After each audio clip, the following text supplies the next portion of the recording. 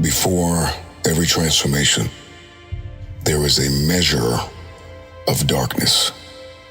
Before the rising of the sun, there is a night season. And many don't understand that there was a process, there was a pathway, there was a corridor to being chosen. There's a price you have to pay to being crowned. Everybody wants to win. And everybody wants to be applauded and celebrated and honored and crowned. But before you can be crowned, you are going to have to deal with the inevitable. You must be chosen. We love the idea of being chosen because it feeds our ego, the recognition, the spotlight, the applause. It is sweet, but there is a truth you cannot escape. When you are chosen, you're handpicked by God to be separated from the crowd. You will become misunderstood.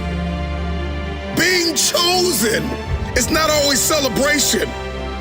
It is assignment. And when you are assigned, you are anointed to face trial, tribulation, to face fire. Pressure is the love language of destiny. You are chosen to be tested. You are chosen to be betrayed.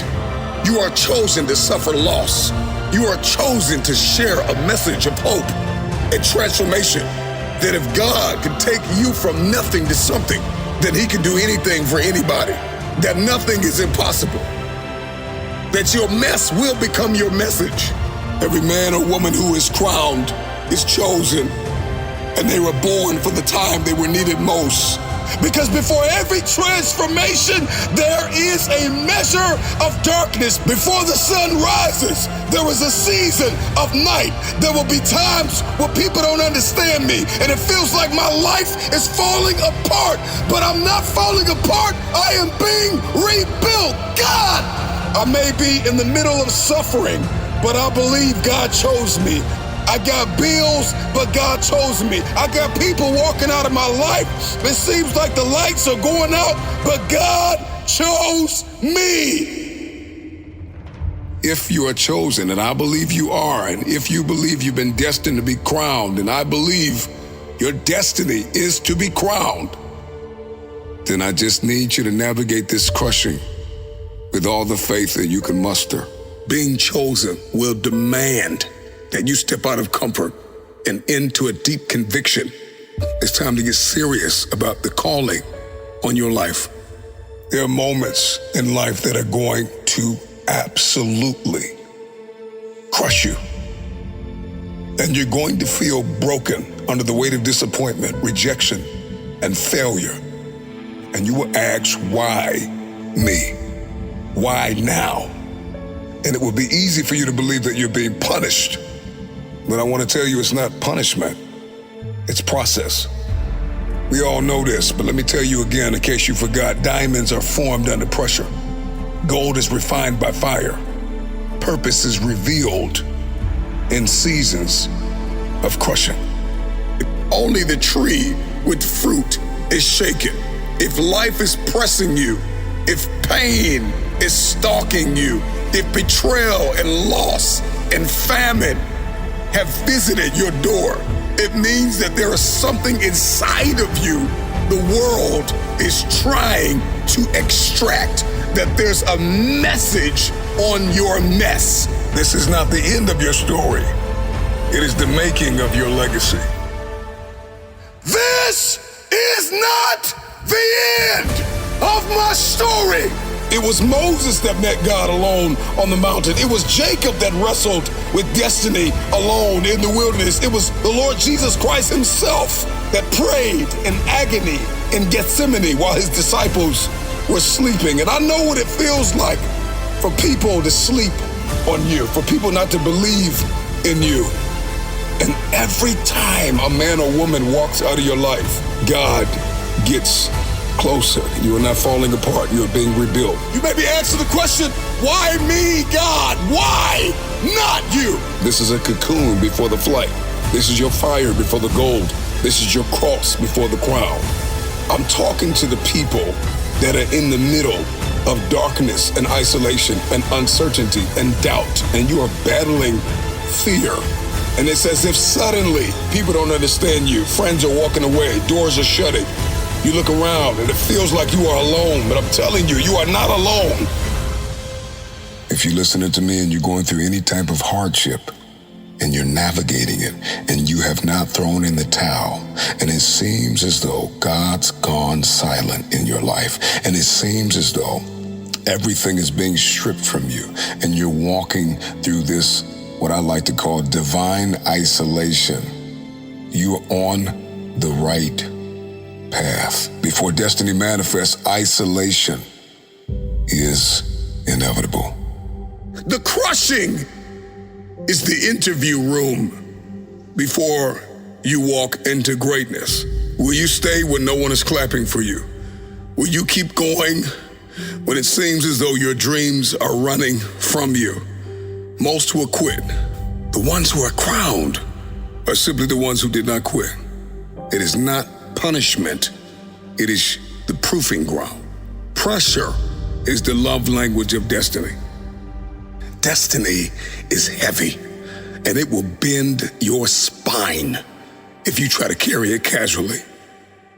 There's a part of you that must die in order to manifest the version of yourself that life and God is demanding. What you see as a setback is a setup for strength, growth, and transformation. Shift your perspective. Stop seeing this as suffering without purpose, but see it as a divine strategy for proving that the hand of God is on your life. And silence is not absence. Silence is a strategy. The teacher is always silent during the test, and right now, you are being tested. God is trying to get your attention. This is not the time to give up. This is the time to endure. Endure! Will you stay when no one is clapping for you? Will you keep going when it seems as though your dreams are running from you? It feels as though your back is up against the wall. You don't know to go left or right. You've lost your job. Maybe you've lost some people. You've lost a mother. You've lost a father, a loved one, the person you thought you would spend the rest of your life with. The crushing is the interview room before you walk into greatness. The race is not given to the swift nor the strong, but he that endureth to the end. And if you survive the crushing long enough, the next phase is the crowning. This is not the end of my story. The crushing is temporary, but the rewards will be eternal. There's a price you have to pay to being chosen. There is a light inside of every one of us, an ember that burns and begs us to become more. This is the flicker of creativity, the spark of an idea. How did you dream before you got hurt? Go back into your childhood. Remember your passions, the dreams that you had, that you allowed to die. I want you to start thinking about the vision that you had. What is your life's purpose? What is your destiny? Why on earth are you here? If you are going to win the fight for your future, you got to practice gratitude and radical kindness. Forgive those who have hurt you. Forgive those who have stopped believing in you. We need to practice gratitude. You have to be grateful for the ground that you've gained. Celebrate the lesson that you learned in your past. But for many of you, defeat has traumatized you, and it has left an image in your head, and this is why you won't go after it. I want you to erase the face of defeat. You have to come to the resolve today, now, that you don't need anyone's permission to make your dream a reality. I need you to take a moment and garner up all the belief that you have left in yourself to make this thing happen. You must first believe that you can, that you will, that you must. Others have failed. Others have gone. Others have missed their moment. There's enough fire inside of you. After everything you have been through, you've got to be able to see your value. I don't think we really understand the power of self-compassion. It is self-compassion that gives us the power to face our failures, to face our fears, to face what we don't like about ourselves and come out on top. When was the last time you showed yourself a little compassion, a little empathy? Every mistake you have made up until this very moment, forgive yourself. Remember the past, but do not live in the past. With forgiveness comes freedom. And when you are free, you are empowered, you are positioned to fight for your future. Every day, I want you to start expecting the best as a way of life. Everything that I have accomplished over the course of my life, I accomplished with a new set of beliefs and a new set of habits. There is no other way. The moment that you destroy the way out, that's when you make it happen. When was the last time you did this for you? Let's dispense with the painful conversations of what happened in your past. Unpack the gift of the present. You're not going to just wake up in one day and fulfill destiny, but you have the opportunity every single day to make extraordinary decisions. And what you do today will determine your future. Your daily decisions, your habits, your programming, the way that you think, the way that you talk, the way that you walk, blood, sweat, tears, sacrifice. But if you keep going, your future self will thank you. Thank you for not giving up. Thank you for not throwing in the towel. Thank you for not allowing the despair and the anger and the bitterness and the jealousy and the ego to eat away at your progress and your ability to travail and endure. When you have fallen, when you have made a mistake, the worst thing you can do is criticize yourself. So you know one of your biggest problems is that you keep thinking that there is another you. And for me, I started to accomplish more than I ever have in my life when I realized that there's nobody like me, that there's nobody that can do what I can do. You must accept this truth, that you were born for such a time as this, and that at this very moment, all you have is all you need. There's a lot of people walking around today, they have unchecked rage, unchecked aggression, unchecked anxiety, fear, insecurity, and only those who are self-compassionate can deal with the problem. You're going to have to care enough about yourself to face it and find a resolve. Then you're going to get in the mirror and you're going to face the adversity, face the conflict, get down to the root of the problem and face what it is that you were attempting to run from. Embrace rather than avoid challenges. And you don't give up on yourself. Do not give up on yourself. There is no one like you in all of the earth. There is no one that can do what you can do. You are the only option. You are the only play. Nobody else is going to be able to do this. When you get that in your head, that nobody's going to give you a handout, that you have to make this happen, that every room you walk into, you show up and you show out, and you leave it all on the table.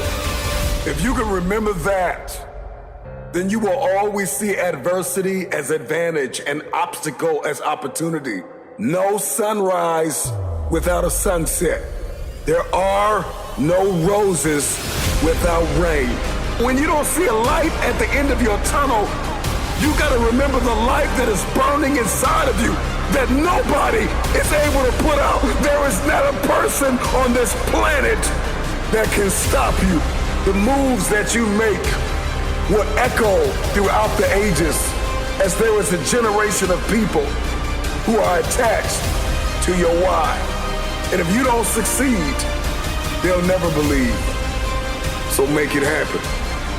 What is it that you can do today to get closer to the fulfillment of that future, to get closer to the manifestation of the future. What are you doing today? What are you giving today? There are going to be times where you give everything you have. And everything that you have is not enough. Push through the pain. Push through the anguish. Push through the brokenness. Do not stop. It's the no-quit mentality. Life can be very painful. We can experience loss and worry and the insomnia of reoccurring heartbreak and hardships. It is inevitable. They say that what you fear or expect will most likely come to pass. The body manifests what the mind harbors. Then you're going to have to wake up every single day with a mind that is fully persuaded that you are an incurable optimist, and you're going to see every challenge as an opportunity. You've got to be an incurable optimist. You've got to see the light at the end of every tunnel. You have to see the glass half full instead of half empty. And even if there's nothing in the glass, you have to see that emptiness as an opportunity to build something you've never seen. Find it. Define it. Be reminded that you can, you will, you must never give up. At the end of the day, it's worth it.